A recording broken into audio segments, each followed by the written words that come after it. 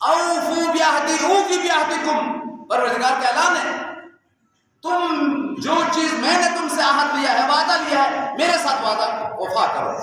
پروردگار کا اعلان ہے اگر تم میرے ساتھ وفادار ہو جاؤ گے نا، میں تمہارے ساتھ وفا کروں گا۔ میں نے تمہارے لیے جنت کا وعدہ کیا ہے، وفا کروں گا، جنت میں پہنچاؤں گا۔ میں نے تمہارے لیے مغفرت کا وعدہ کیا ہے، تمہارے گناہوں کو بخش دوں گا۔ میں نے تمہارے لیے رحمت کا وعدہ کیا ہے، میں اپنی رحمت سے تمہیں نوازوں گا۔ لیکن کیا کرے، تو نے میرے ساتھ وفا نہیں کیا، تو نے میرے ساتھ کفر کیا، تو میں کافر کو تو جنت میں نہیں بھیجوں گا۔ تو نے میرے توحید کا انکار کیا، شرک کیا، تو مشرک کو تو جنت میں نہیں جاؤں گا۔ صریحاً آیت ہے، اللہ تعالیٰ نے مشرکین کے لیے جنت حرام قرار دیا ہے، کفار کے لیے جنت حرام قرار دیا ہے، جو بڑے بڑے جرم کرنے والے مجرمین کے لیے جنت حرام قرار دیا ہے۔ تم نے خود اپنے آپ کو جنت سے محروم کیا ہے، لہٰذا جو خدا کے ساتھ وفا کرتا ہے وہ اہل جنت ہے۔ جو انبیاء کے ساتھ، ائمہ طاہرین کے ساتھ، اب دنیا میں ہزاروں ایسے انسان گزرے عزیزو، کیا کرے، اس نے اپنے امام وقت کے ساتھ بے وفائی کیا، غداری کی۔ ہماری ایک امام نہیں ہے اس دنیا میں امام زمانہ کے علاوہ، سب کے سب بے وفائی اور غداری اور ظلم و جفا اور عداوت کی، ظلم کی وجہ سے شہید ہو گئے۔ اتنے امام ہیں جن کو اسی امت نے شہید کیا ہے۔ حضرت امام صادق علیہ السلام کا فرمان ہے، ما منا الا مقتول او مسموم، توجہ کریں، ہم میں سے ایک بھی نہیں ہے مگر امت نے ہمارے ساتھ بے وفائی کی، امت محمدی نے محمد کے ساتھ بے وفائی کی۔ ان کے جو منصب ہے اس منصب کو عطا نہیں کیا، ان کا جو مقام ہے وہ مقام عطا نہیں کیا۔ ہم بھی بے وفائی کرتے ہیں، ان کو جو حق ہے ان کا حق ہم نہیں دیتے، کیا کریں، مولوی صاحب کہتے رہے، ہم بھی بے وفائی کرتے ہیں، البتہ ان کو زہر نہیں دیتے، معاذ ان کو شہید نہیں کرتے، لیکن ہم ان کی تعلیمات پر عمل نہیں کرتے۔ تعلیمات پر عمل نہ کرنا یہ بھی بے وفائی ہے، یہ بھی جو ہے بے وفاؤں کا کردار ہے۔ لہذا وہ شخص اہل جنت ہے جس کی زندگی میں بے وفائی نہیں ہے۔ سرور کائنات کا فرمان ہے، کوئی بھی شخص کسی بھی معاشرے میں اگر وہ بے وفا ہے تو وہ بے دین ہے۔ نماز پڑھنے سے دیندار مت سمجھو، روزہ رکھنے سے دیندار مت سمجھو، یہ دیکھو کہ اس میں وفا ہے یا نہیں۔ کئی چیزیں ہیں جو دین کا اصل معیار ہے، واقعاً عجیب ہے۔ روایات میں آیا ہے صداقت اور سچائی، جھوٹ نہ بولنا یہ اصل ایمان کی نشانی ہے، وفادار ہونا یہ اصل ایمان کی نشانی ہے۔ لیکن اگر شخص فرض کرتے ہیں ایک معاشرہ ایسا ہے بے وفائی بہت ہے تو یہ بے دین معاشرہ ہے۔ ایک آدمی ایسا ہے جو واقعاً بے وفا ہے، کسی کے ساتھ وفاداری نہیں ہے اس کا، تو یہ نماز پڑھنے سے جو دیندار نہیں ہوگا، یہ بے وفا انسان ہے، کسی کے ساتھ وفاداری نہیں ہے۔ پیغمبر کا فرمان ہے، لا دین لمن لا عہد لہ، وہ شخص بے دین ہے جس کے ساتھ کوئی وفا کسی کے ساتھ نہیں کرتا۔ معاملہ کیا ہے، فرض کریں ابھی پلاٹ بیچ دیا گیا ہے، ابھی دیکھا کہ کوئی بڑا بہت زیادہ پیسے دینے والے آ گئے، ابھی لاکھوں کو فائدہ ہو رہا ہے تو معاملے سے مکر جاتا ہے، بھائی میں نے تمہارے ساتھ سودا کہ بھائی ختم ہے، معاملہ ہمارا ختم ہے۔ قرآن کی سری آیت ہے، یہ بے وفائی سری آیت کے خلاف ہے۔ اوفو بالعقود، تم نے جب معاملہ کر لیا ہے تو معاملے کا وفا کرو۔ تم نے پلاٹ مجھے 5 لاکھ کا بیچ دیا ہے، بھلے کروڑ دینے والا تمہیں آ جائے تو میرے ساتھ بے وفائی نہ کرو۔ قرآن کی آیت ہے، جب معاملہ ہو گیا تو اس کا وفا کرنا واجب ہے، اگر وفا نہیں کیا تو بے دین ہے۔ سری قرآن سورہ مائدہ کی پہلی آیت ہے، یا ایھا الذین آمنوا اوفوا بالعقود، اے صاحبان ایمان اگر تم ایماندار ہے تو جو معاملہ کیا گیا اس کے ساتھ وفا کرو۔ اب زندگی کے جو معاملات ہیں، اب دیکھیں آپ کتنے ہم وفا کرتے ہیں، کتنا ہم اپنے وعدے کو نبھاتے ہیں۔ لہٰذا نقصان کو نہ دیکھو، تم اپنے وعدے کو دیکھو، اپنے ایمان کو دیکھو۔ اس لیے سرور کائنات نے فرمایا دین کی پہچان کے بہت بڑی نشانی وفاداری ہے۔ جس میں وفا ہے وہ اہل دین ہے، جس میں وفا نہیں ہے وہ بے دین ہے، وہ بے ایمان ہے۔ اب کسی بھی معاشرے میں خدا نہ اب مجھے پتہ نہیں ہمارے معاشرے کا کیا سسٹم ہے، اگر اس معاشرے میں بے وفائی بڑھ گئی ہے تو یقین رکھ لینا بے دینی بڑھ گیا ہے، ایمان ختم ہو گیا ہے۔ جہاں ایمان ہے وہاں وفا ہے، وفادار انسان مر جاتا ہے، کٹ جاتا ہے، اپنے وعدے سے کبھی نہیں پھرتا۔ سورہ مبارکہ مومنون میں، سورہ مبارکہ مومنون اصل مومنین کی کردار کو بیان کیا ہے، 8 نشانیاں بیان کیا سورہ مومنون میں۔ ان میں سے ایک یہ نشانی ہے لِأَمَانَاتِهِمْ وَعَهْدِهِمْ رَاعُونَ. مومن کبھی بے وفا نہیں ہوتا، کبھی مومن بے وفائی نہیں کرتا. اگر اس نے بے وفائی کیا ہے تو اس کے ایمان میں خلل ہے. یہ بے ایمان تھا جس کو ہم نے مومن سمجھا ہے. مومن نہ اپنے بیوی سے بے وفائی کرتا ہے، نہ اپنے باپ سے، نہ اپنے ماں سے، نہ معاشرے ہے. کربلا والوں کی سیرت میں نہ آ جائے اب حسینی نہیں ہے. کربلا والوں کی سب سے بڑی سیرت تاریخ میں لکھا ہے. میں نے کسی ہندو کی تاریخ کربلا کے بارے میں نے پڑھا، وہ ہندو لکھتا ہے اگر تاریخ اسلام میں سچے وفاداروں کو دیکھنا ہے تاریخ کے آئینے میں تو امام حسین کے اصحاب کو دیکھنا. اس ہندو نے لکھا ہے امام حسین کے اصحاب پیغمبر کے اصحاب سے زیادہ وفادار تھے. اس ہندو نے لکھا ہے پیغمبر کے اصحاب میں سے بہت سارے بے وفا تھے، لیکن امام حسین کے اصحاب میں سے ایک نہیں ہے جو بے وفا نکلے. اسی وجہ سے امام حسین نے فخر کیا اپنے اصحاب پر، ما وجدت اصحابا اوفا من اصحابی. لہذا کربلا کا سب سے پہلا درس، میں نے اس بارے میں تحقیق کیا ہے ذاتی گرامی میں، بہت اس سلسلے میں غور بھی کیا ہے. کربلا میں تین بڑے درس ہیں. یہ اگر آپ نے لیا ہے نا تو آپ نے کربلا کو سمجھا ہے. آپ شہدائے کربلا کے قتل مشہور ہوں گے اور آپ واقعی حسینی ہیں. اگر یہ تین بڑے درس آپ میں نہیں ہیں تو آپ حسینی نہیں ہیں، تو آپ کربلا والوں کو سب مشہور نہیں ہوگا. تین بڑے درس ہیں. سب سے پہلا درس اپنے امام کے ساتھ وفادار ہونا اور امام کے لیے جو کچھ ہے قربان کر دینا.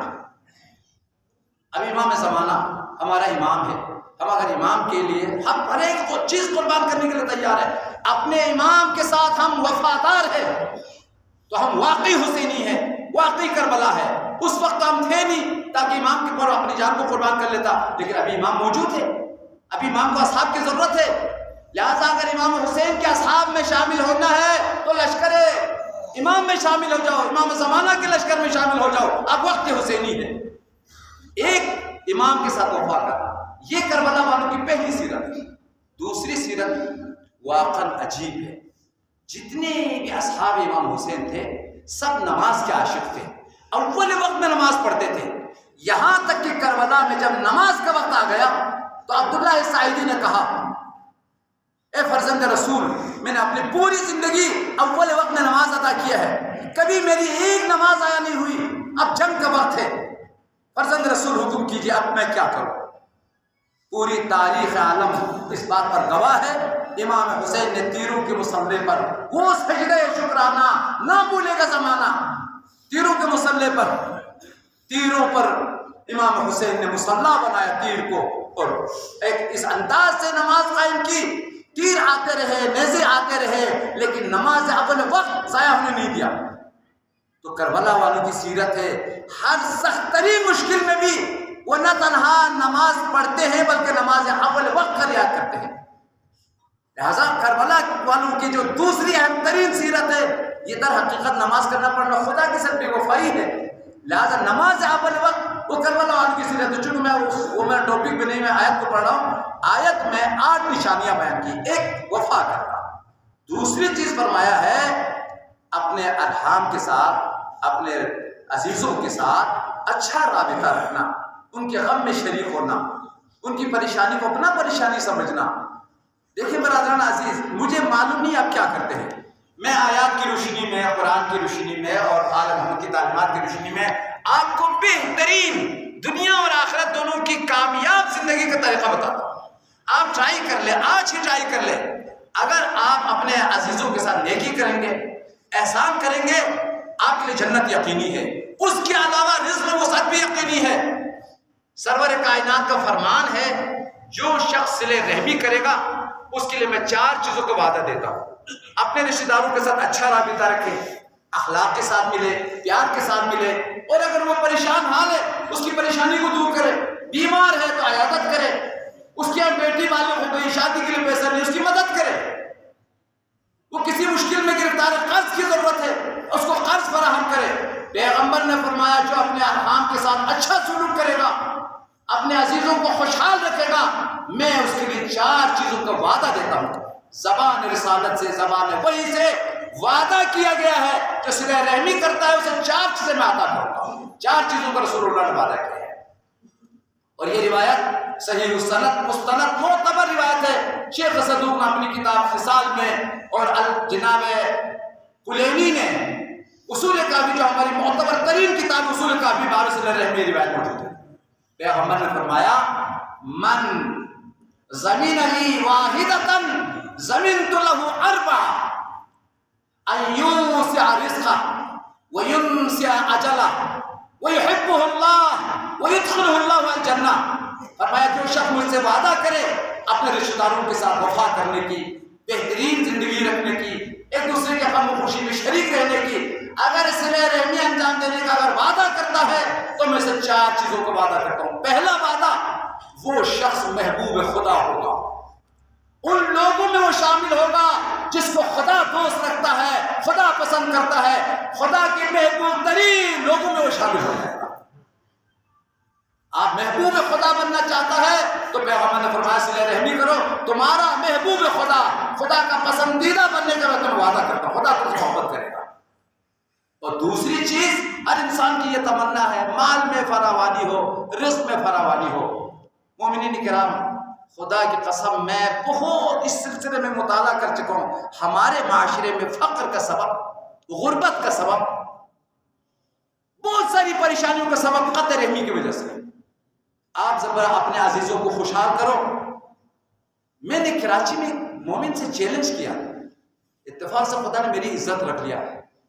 وہ بہت جو ہے نا وہ پریشان تھا، کوئی نوکری بھی نہیں مل رہی تھی اور بہت فقیر تھا، یعنی کچھ بھی نہیں تھا. آپ کی طرح نہیں ہے. کراچی میں اگر کسی کے پاس نوکری نہ ہونا تو وہاں بہت پریشانی. وہاں یہ سلسلہ جو ہے بغیر نوکری والوں کو بڑا مسئلہ ہے. ہمارے یہاں تو زمین سے اپنے کچھ نہ کچھ درآمد ہے، وہاں تو کوئی درآمد نہیں، نوکری نہیں تو کچھ بھی نہیں. اس نے کہا مولانا صاحب بہت فقیروں میں نوکری ملتی ہی نہیں ہے. میں بڑی دعا کر چکا ہوں یہ وہ. میں نے کہا شاید تمہارا کوئی گناہ تو نہیں ہے. اس نے کہا میرا اور تو کوئی گناہ نہیں ہے، بہن کے ساتھ میری لڑائی رہتی ہے اور بہن جو ہے نا وہ اس کی تو میرے ایسی لڑائی ہوئی 2 مرتبہ تو اس کو تھانے پر بھی گھسیٹا ہوں. میں نے کہا یہی ہے تمہارا فقر کی سبب. یہ ہے میں نے ایسی بات کہہ دیا، جب تک تمہاری بہن تم سے راضی نہیں ہوگی تمہارا رزق کا دروازہ نہیں کھلے گا، تم فقیر ہی رہو گے. اور جس دن تم نے اپنے بہن کو راضی کر لیا، وہ خوش ہو گئی، اس کی دل سے دعا نکلی خدا میں نے اپنے بھائی کو معاف کر دیا ہے تو بھی معاف کر دو، اسی دن تیرا رزق کا بھی دروازہ کھلے گا، جنت کا دروازہ بھی کھلے گا. اس نے مجھ سے کہا مولانا صاحب سچی بات کہنا، ہاں اگر میں بہن کو راضی کر چکا میرا رزق کا دروازہ نہیں کھلا نا تو آپ کا گلا پکڑوں گا. میں آپ کی بات پہ عمل کرتا ہوں، میں جاؤں گا بہن کو خوش کروں گا، جو وہ کہے میں ماننے کے لیے تیار ہوں. لیکن اگر میرا رزق کا دروازہ نہ کھلے تو میں نے بھی کہہ دیا جاؤ تم ٹرائی کر لو. یہ پیغمبر کا فرمان ہے، جو شخص صلہ رحمی کرتا ہے اللہ تعالیٰ رزق کا دروازہ ان کے لیے کھول دیتا ہے. یوسع رزقہ، اللہ تعالیٰ اس کے رزق میں وسعت و فراوانی عطا کرتا ہے. تم جاؤ بس بہن کو خوش کر دو. تو تقریباً عید کے ایام تھے، اس نے بہن کے لیے ایک جوڑا خرید دیا کہیں سے قرض بدلی دے کر اور چلے گئے. اور جا کر جو ہے نا ان سے پاؤں پکڑ لیا، بھائی بس ختم، میں ہار چکی ہوں، اب تو جیت گئی، ختم، اب تو جو کہتی ہو میں ماننے کے لیے تیار ہوں. مولوی صاحب نے کہہ دیا تمہیں خوش کر دو، تمہیں خوش کر دے، بس کیا چاہتی ہو بولو. ماں بہن اچھی تھی، سب سے زیادہ جلد راضی ہونے والی جو ہے نا روئے زمین پہ پہلے ماں ہے، اس کے بعد بہن ہے. جتنے بھی آپ بھائی حضرات ہیں نا، بہن سے بے وفائی کرے. اگر بھائی آ کر بہن سے معافی مانگ لے یا ماں سے معافی مانگ لے، کوئی مطالبہ نہیں، بس یہی معافی مانگنا کافی ہے. تو جب تم نے مجھ سے معافی مانگ لیا تو میں نے بھی معاف کر دیا، ٹھیک ہے، بس میں خوش ہوتی ہوں اور میں نے تمہیں بخش دیا. آئندہ لڑائی جھگڑا نہیں کرو اور ایک دوسرے کے ساتھ خوشحالی کے ساتھ اچھے اخلاق کے ساتھ زندگی کرو. میں راضی ہو چکی ہوں اور میں بارگاہ الہی میں تمہارے لیے دعا کروں گی. 4 دن نہیں گزرے عزیزوں، 4 دن نہیں گزرے، کمپنی کی طرف سے خود آفر آیا، فون آیا. ہزاروں کمپنیوں کو وہ جو ہے نا ریکویسٹ کر چکا تھا، درخواست دے چکا تھا. ایک زبردست کمپنی کی طرف سے درخواست آیا، اس کی تصور سے بالاتر جو ہے نا وہ اس کے لیے نوکری مل گئی. اتنا بڑا ڈبہ لے کر آ گیا میرے سامنے مٹھائی لے کر. مولانا صاحب آپ نے میری زندگی بنا دی. میں سمجھ نہیں سکا تھا کہ میرا پرابلم کہاں ہے، میری مشکل کہاں ہے. خدا کی قسم مومنین کرام، آپ سب کی جو پرابلم ہے آخرت کے لیے، دنیا کے لیے جو بڑی مشکل ہے نا، وہ رشتہ داروں کی ناراضگیاں ہیں، خصوصاً باپ کی ناراضگی، ماں کی ناراضگی، بھائی کی ناراضگی، باپ کی ناراضگی۔ انشاءاللہ آنے والے درس میں آپ کو بتاؤں گا دنیا کی زندگی کو تباہ کرنے والی چیزیں قطع رہیں گے، آج ہی اتفاق سے۔ اب یہ بات کہنا اچھا نہیں ہے، لیکن میں آپ کو کہہ دیتا ہوں، شاید نوجوانوں کے لیے بہتر ہو جائے۔ آپ نیٹ پر جو ہے نا قطع رحمی کے برے آثار و نقصانات، اس کے نتائج، یہی لفظ لکھیں، قطع رحمی کے برے آثار و نتائج۔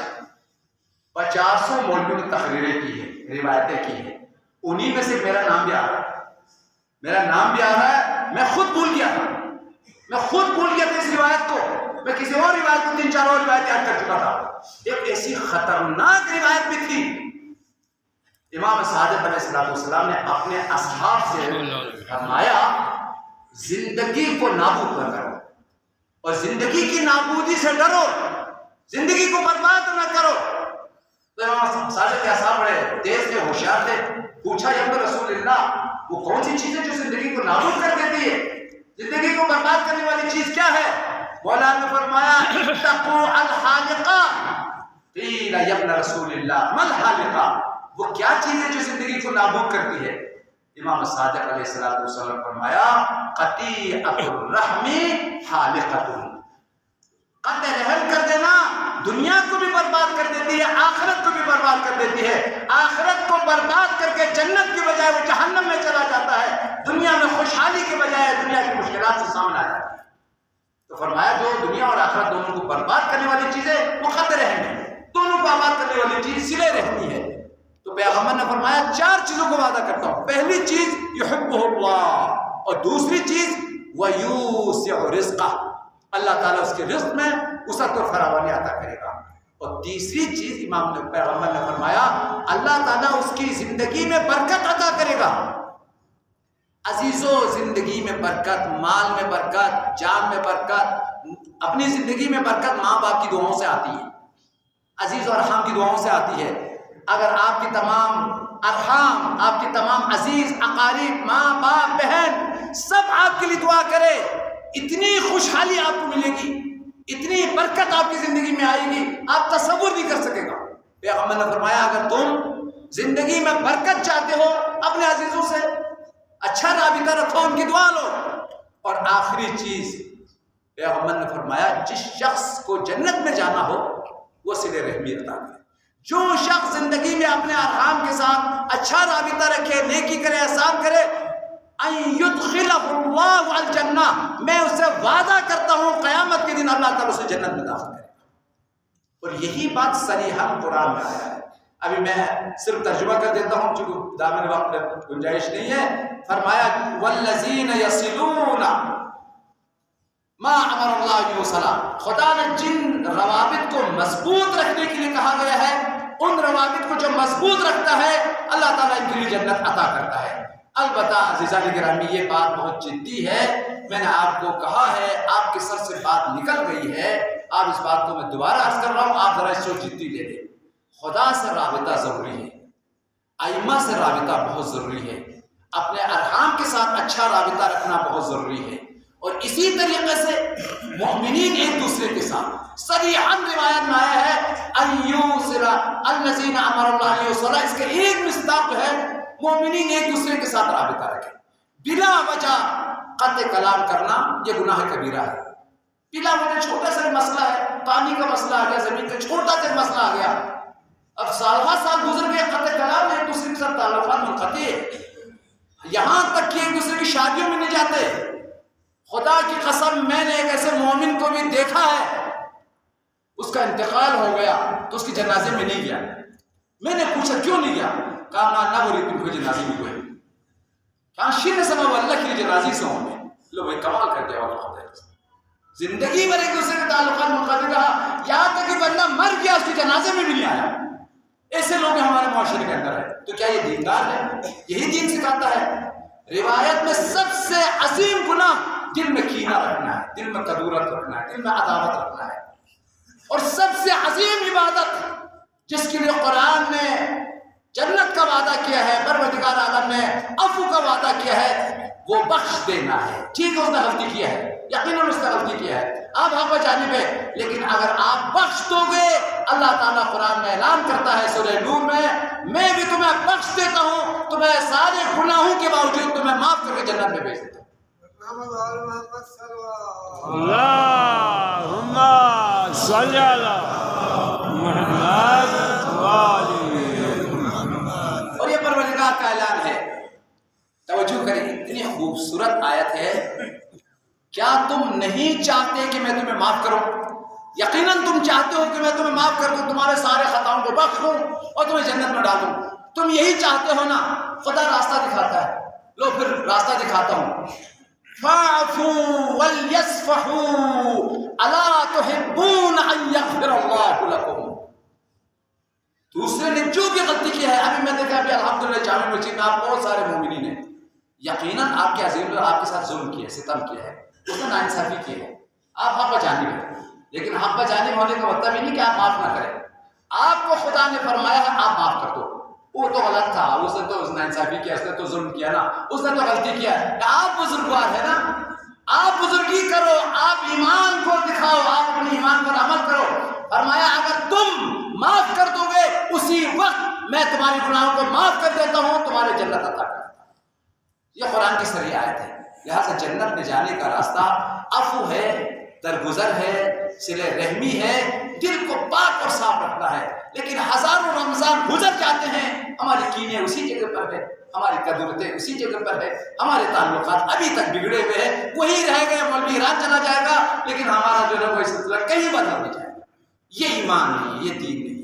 رمضان انسان کو بدل دیتا ہے، انسان کو صبر دیتا ہے، انسان کو جنت عطا کرتا ہے، اور جنت ملنے کے لیے اسے عفو کرنا پڑے گا، حق الناس ادا کرنا پڑے گا، صلہ رحمی جو ہے اسے انجام دینا پڑے گا۔ ان شرائط کے ساتھ خدا ہمیں جنت بھی عطا کرے گا، مغفرت بھی عطا کرے گا۔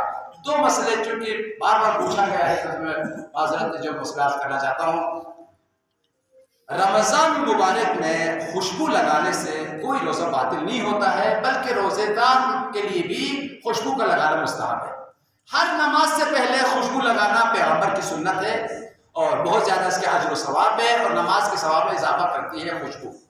اور روزے کی حالت میں بھی کوئی مسئلہ نہیں ہے، یہ رسالے میں بھی آیا ہے، اوپر سے استفتاء بھی کیا ہے، حضرت آیت اللہ سستانی کے استفتاحات میں آیا ہے، آواز سے اور رہبر سے استفتاء کیا ہے، خوشبو لگائے تو کیا روزہ باطل ہوتا ہے؟ فرمایا روزہ کی حالت میں خوشبو لگانے سے مستحب ہے، نہ روزہ باطل ہوتا ہے۔ یہ پہلا مسئلہ۔ دوسرا مسئلہ زلزلے کے بارے میں کہ ان ایام میں بہت زیادہ زلزلے آ گئے، اگر آپ لوگوں نے نمازیں ادا نہیں کی ہے تو نمازیں ادا کریں، فوراً ادا کریں، اور اس میں جو ہے سستی نہ کریں۔ اب زلزلوں میں بہت مومنین نے سوال کیا تو وہ زلزلے تو بہت آ گئے ہیں، ہم کتنی نمازیں ادا کریں؟ ہر دن میں دو زلزلے بھی آئے، تین زلزلے بھی آئے، تو ہر دن کا تین نماز آیت ادا کریں۔ تو اس کا خلاصہ یہ ہے، اگر ہر زلزلہ مستقل ہے، جدا جدا ہے، تو ہر زلزلے پر ایک نماز ہے۔ مثلا آج بھی زلزلہ آیا، آج نماز آیا تھا، کل بھی زلزلہ آیا، کل الگ سے نماز آیا تھا، پرسوں بھی آیا تو پھر تیسری نماز آیا تھا۔ نہیں، آج 10 بجے زلزلہ آیا، پہلی مرتبہ، دوسری مرتبہ، چوتھی مرتبہ، 3-4 مرتبہ ہلایا ہے، مسلسل زلزلہ آتا رہا۔ تو زلزلے کے سسٹم میں سائنسدان کہتے ہیں یہ جوڑا ہوا ایک دوسرے کے ساتھ، یہ مستقل نہیں ہے۔ یہ پہلا جو زلزلہ آیا ہے اس کے بعد دوسری جو اس کو ہوتے ہیں لرزش، وہ دوسری مرتبہ زمین ہلائے گی، اگر وہ زلزلہ شدید ہو تو تیسری مرتبہ ہلائے گی۔ لہٰذا یہ جو آیا ہے بار بار، یہ ایک شمار ہوگا، بھلے 3 مرتبہ آیا ہے لیکن ایک ہی نماز آیا جو ہے نا واجب ہے، الگ الگ نماز آیا جو ہے واجب نہیں ہے۔ لہٰذا زلزلہ اگر مستقل ہے تو پھر الگ نماز ہے، نہیں مستقل نہیں ہے، مسلسل ہے تو اس میں یہاں تک کہ کہا گیا ایک دن میں پورا ہلتا ہی رہا، مسلسل زلزلہ آتا رہا۔ اگر فاصلہ نہیں ہے اور مستقل آیا ہے، ایک دوسرے کے ساتھ جڑا ہوا ہے، تو ایک ہی نماز آیا جو ہے نا وہ واجب ہو۔